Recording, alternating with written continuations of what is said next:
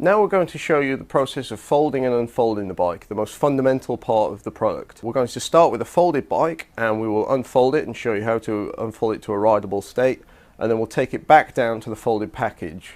And then finally we'll talk through a few issues with the folding and why it's done in the way it is to avoid any problems. So we'll start off with the folded bike.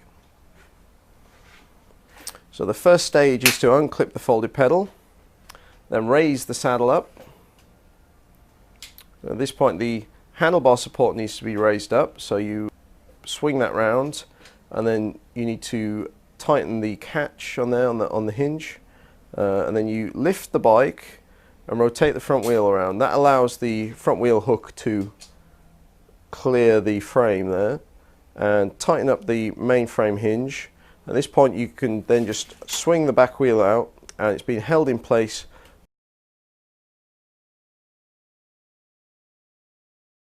by the rear frame clip. Now this is a feature that's been on the bikes for a couple of years now. If you have an older Brompton, you can retrofit the rear frame clip. So if you've got a bike without that, you can add it on, but all current production bikes come with that fitted. So at this point we now have a bike that's ready to ride. And now we can look at the process of folding the bike again. So we start off by releasing the rear frame clip and parking the back wheel. In this state we call this the parked position. And then from there we can undo the main frame hinge and swing the wheel around, again lifting that to allow the hook to go over the chainstay. Now we're undoing the handlebar support hinge and that swings into its clip, and then lower the saddle, then pull the folding pedal up and put that into position, and there's the bike ready for storage or what have you in its fully folded state.